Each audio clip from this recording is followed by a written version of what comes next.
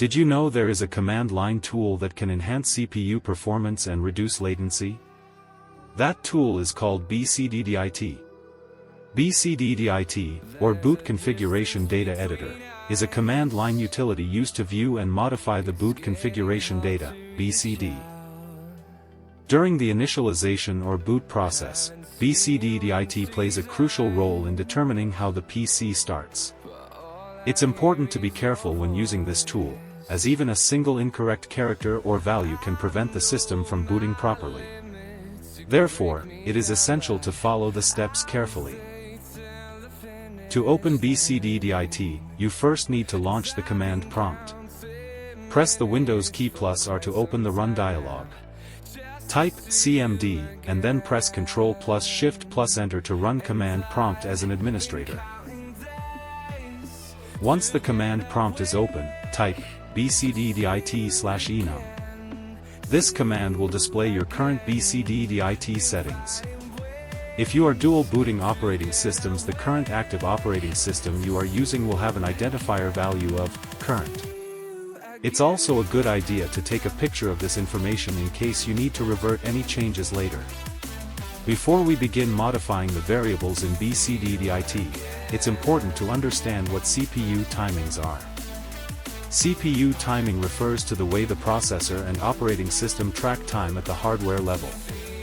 It coordinates various tasks, manages operation durations, synchronizes hardware components, and much more. This makes CPU timings essential for system synchronization, media playback, and, most importantly, performance and input delay. There are three common and modern types of CPU timing. The first is the real-time clock, RTC. This is the oldest of the three and is often powered by the CMOS battery on your motherboard. The downside of RTC is that it is incredibly slow and has high latency.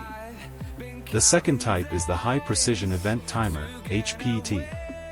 This was a modern upgrade intended to replace the RTC, featuring a dedicated timer chip on the motherboard. While that might sound beneficial, the problem is that HPT operates outside the CPU, meaning that every time Windows checks the timer, the signal must travel through the motherboard connections or bus. This additional travel time introduces latency, which can cause stuttering, inconsistent frame times, and lower performance on modern hardware, effectively creating a bottleneck. The third type is the Time Stamp Counter, TSC. This timer is located directly within the CPU die itself, meaning it doesn't require any additional pathways or external chips. Instead, it allows for an instant read and check directly from the processor. Among the three options, TSC is the fastest, most efficient, and has the lowest latency by a significant margin. It's the preferred choice for what we want Windows to use.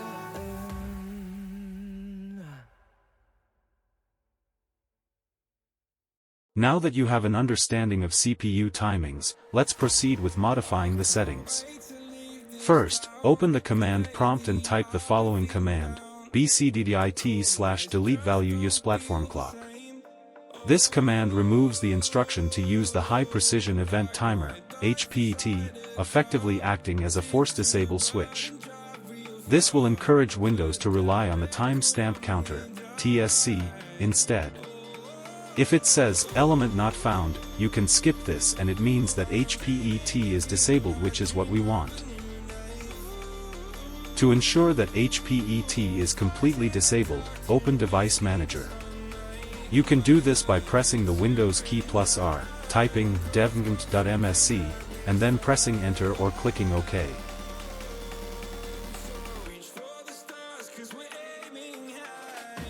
In Device Manager, locate System Devices and expand the menu. Look for High Precision Event Timer, right-click on it, select Disable Device, and confirm the prompt by clicking Yes. Now back in command prompt, and for the second command type, BCDEdit/deletevalue useplatformtick. This command also deletes instructions for the RTC timer, which we don't want Windows to be using.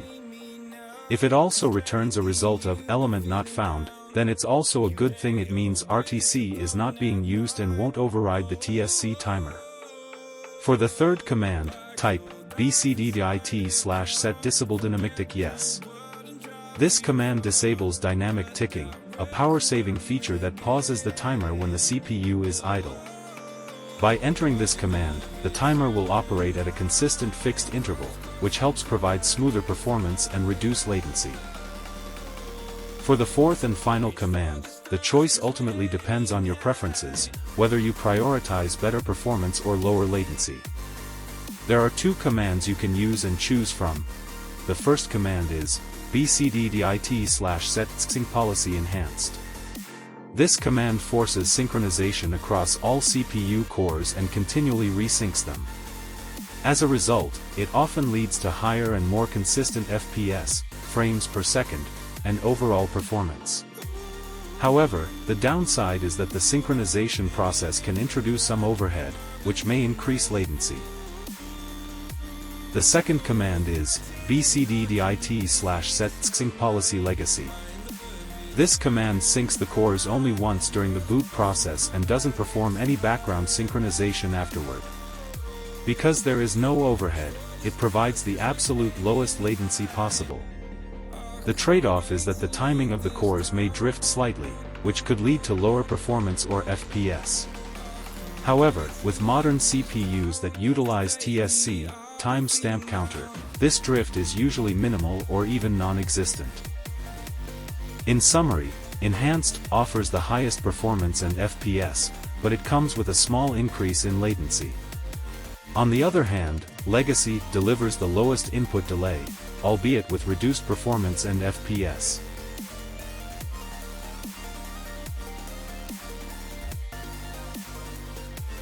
After you finish editing BCDEdit, type BCDEdit/enum again. You should only see the variables tscsyncpolicy and disabledynamictick, while useplatformclock and useplatformtick should not be listed. Confirming this ensures that your PC will use TSC. You will need to restart your PC for the changes to take effect. After that, test it by playing a game or running a benchmark. If you want to see a comparison of HPT enabled versus disabled, I recommend checking out a video by the channel Ancient Gameplays. It provides benchmarks across various games and I will link it in the description. If you have any questions, feel free to comment below, and I will do my best to answer them. That concludes this video. I hope this guide was helpful, and thank you for watching.